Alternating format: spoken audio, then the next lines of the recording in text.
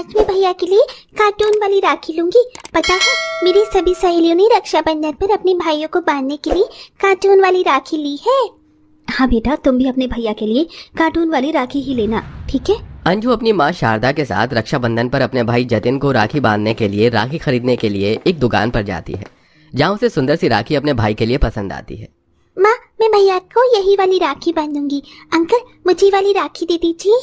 ठीक है बहन जी, आपके 200 रुपए हुए। क्या 200 रुपए? भैया, मेरे पास तो सिर्फ 10 रुपए ही है। अरे बहन जी, राखी खरीदने के लिए आई हैं या आलू प्याज? जब पैसे होते नहीं हैं तो दुकान वालों का टाइम क्यों फोकट में बर्बाद करती हैं? यानी जाइए यहाँ से। दुकान वाला अंजू और शारदा की बेइज्जती करके उसे वहां से भगा देता है, जिसके चलते बेचारी शारदा अपने बेटे जतिन के लिए एक 5 रुपए का मामूली सा कलावा ही खरीद लेती है। माँ, मैं जतिन भैया के लिए उनकी पसंद की राखी तो नहीं खरीद पाई, लेकिन उनके पसंद का ये मिल्क केक तो खरीद सकती हूँ ना। बेटा, ये मिल्क केक 500 रुपए का है और मेरे पास तो अब सिर्फ 5 रुपए ही बचे हैं। इसका मतलब हर साल की तरह इस साल भी राखी पर मैं और भैया हंसी खुशी राखी नहीं बना पाएंगे। माँ, हमारे साथ ही ऐसा क्यों होता है? हमारों के भाई बहनों की तरह अच्छे से रक्षाबंधन क्यों नहीं बनाते हैं?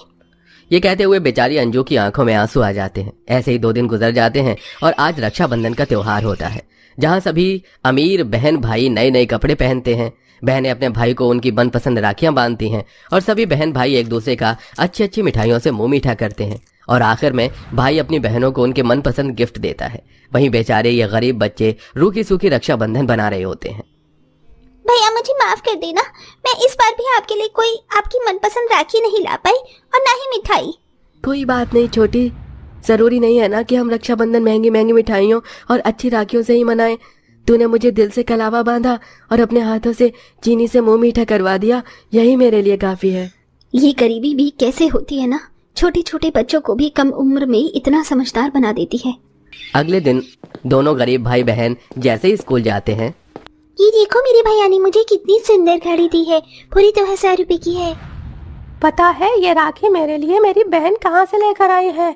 इस क्लास में सबसे सुंदर राखी है मेरी। जहाँ क्लास में सभी बच्चे अपने अपने भाई बहनों के साथ रक्षाबंधन बनाने के बाद उनकी बनी हुई राखी और दिए हुए तोहफों को दूसरे को दिखा रहे थे, वहीं बेचारी जाती है और रंजू क्लास के कोने में गुमसुम बैठी होती है। ऐसा कब तक चलेगा? हम कब तक अपने बच्चों को यूं ही छोटी छोटी चीजों के लिए रास्ता देखेंगे?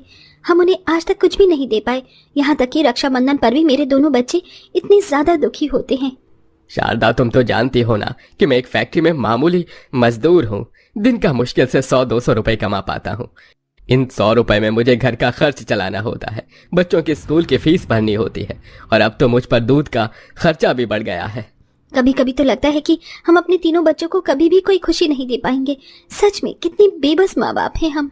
अपनी गरीबी के चलते शारदा और मनमोहन आज तक अपने दोनों बच्चों को कोई भी खुशी नहीं दे पाते। वहीं कुछ महीना पहले ही शारदा ने अपने दूसरे बच्चे को भी जन्म दिया होता है। उसके चलते अब उन पर तीसरे बच्चे का भी खर्चा बढ़ जाता है। बड़ी मुश्किल से गरीबी में जैसे तैसे कर पूरा परिवार रूखी सूखी खाकर अपनी जिंदगी जीता है। ऐसे ही समय गुजरता है और फिर एक बार और रक्षाबंधन का त्योहार आने वाला होता है।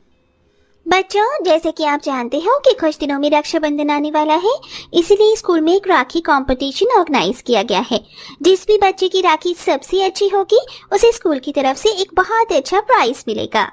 राखी कंपटीशन का नाम सुन सभी बच्चों के साथ ज्योति और अंजू भी काफी खुश हो जाते हैं, जिसके बाद वो घर आकर सारी बात अपनी माँ शारदा को बताते हैं। लेकिन बच्चों, राखी बनाने के लिए तो तुम्हें बाहर से सामान खरीदना होगा और राखी बनाने का सामान भी काफी महंगा आता है, तो तुम कैसे राखी बनाओगे? अब दुखी मत हो, हमने सोच लिया है कि हम लोग राखी कैसे बनाएंगे।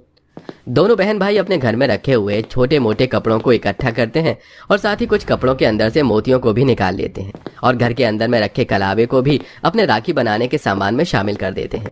और अब दोनों बहन भाई इन्हीं जमा की हुई चीजों से एक सुंदर सी राखी बनाकर तैयार कर देते हैं। देखा अंजू, बिना बाहर से सामान खरीदे घर की चीजों से ही हमने कितनी सुंदर राखी बनाकर तैयार कर दी। अब देखना, इस राखी कंपटीशन को तो हम दोनों ही बहन भाई जीतेंगे।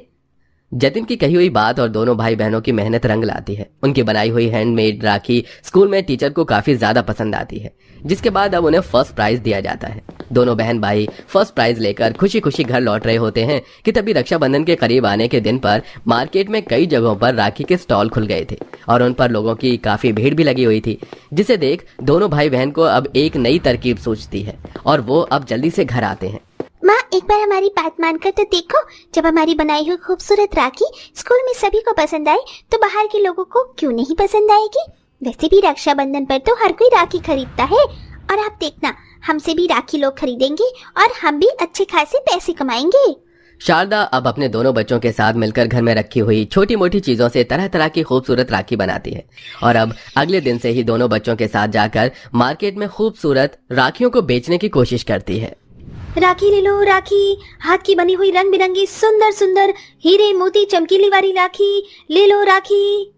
आए आए और रंग बिरंगी राखी ले आई। ऐसी राखियां तो आपने कहीं पर भी नहीं देखी होंगी, सिर्फ 30 रुपए राखी है। तीनों माँ बच्चे काफी देर तक आसपास से गुजर रहे लोगों को राखी लेने के लिए कहते हैं, लेकिन कोई भी उनसे राखी नहीं खरीदता। ये लोग हमसे राखी क्यों नहीं खरीद रहे हैं? कितनी सारी मेहनत से राखियां बनाई हमने, हमारा तो सब कुछ बर्बाद हो गया। नहीं भैया, हम इतनी जल्दी हार नहीं मान सकते। आप देखना हमारी बनाई हुई राखियां जरूर बिकेंगी। अंजू अपनी माँ और अपने भाई को काफी हौसला देती है, लेकिन ये हौसला उन दोनों को ही कोई काम नहीं आता। आसपास बनी बड़ी बड़ी बहुत सुंदर दुकानों से ही लोग राखियां खरीदने लगते हैं और अगर एक दो कस्टमर उनके पास राखियां लेने आते भी हैं तो भी वो राखी उन्हें कुछ ज्यादा पसंद आती नहीं है। ये कितनी अजीब राखियां हैं। मेरे भाई को तो ऐसी राखी बिल्कुल भी पसंद नहीं है। चलो हम कहीं और से खरीदेंगे। 3 दिन तक लगातार मेहनत करके राखी बेचने पर गरीब की राखी कोई नहीं खरीदता, जिसके चलते अब उनका हौसला धीरे धीरे कम होने लगता है। भगवान अब तो ही अपना कोई चमत्कार दिखा, वरना इस साल भी मेरे बच्चे राखी का त्योहार हंसी खुशी नहीं बना पाएंगे। भगवान अब तो हम गरीबों पर अपनी आंखें खोल लो और अपनी दया दृष्टि हम पर डाल। शारदा मन ही मन इतना बोल ही रही होती है कि तभी एक बड़ी सी गाड़ी आकर उस मार्केट में रुकती है, जिसमें से एक स्नेहा नाम की लड़की उतरती है और सीधा शारदा के ठेले पर आती है। आसपास जितनी भी राखियां दिख रही हैं, ये राखियां उनसे थोड़ी सी अलग हैं। हाँ है सब, क्योंकि इन राखियों को हमने अपने हाथों से बनाया है। क्या सच में ये राखी इन्होंने अपने हाथों से ही बनाई है? ये थोड़ी अलग जरूर है, लेकिन दिखने में काफी ज्यादा सुंदर है। मेरे दोनों भाइयों को ये राखी जरूर पसंद आएगी। आप एक काम करिए, ये वाली 2 राखियां मुझे पैक करके दे दीजिए। ये लीजिए, आपकी दोनों राखियों की पूरे 60 रुपए कीमत हुई।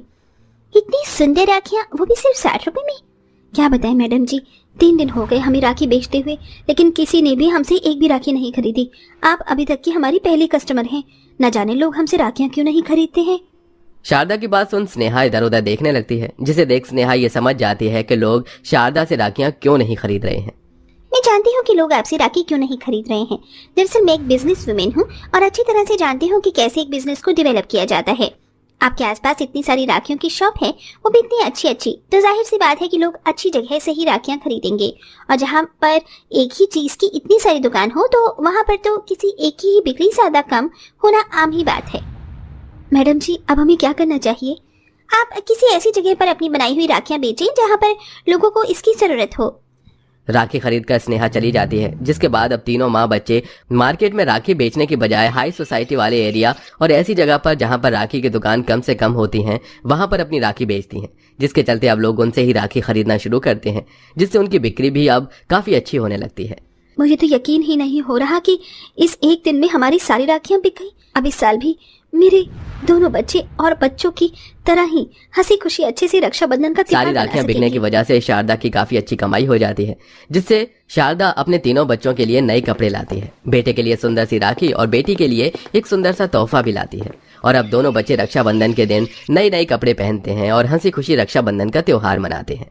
देखा भैया, इस साल मैंने आपको आपकी मनपसंद राखी बांधी। मैं भी तुझे तेरा तोहफा दे दिया, अब ऐसे ही हर साल रक्षाबंधन मनाएंगे। अपने दोनों बच्चों को इतना खुश देख शारदा काफी खुश हो जाती है, जिसके बाद शारदा बचे हुए पैसों से खाने पीने की एक छोटी सी दुकान खोलती है और अब दोनों पति पत्नी मिलकर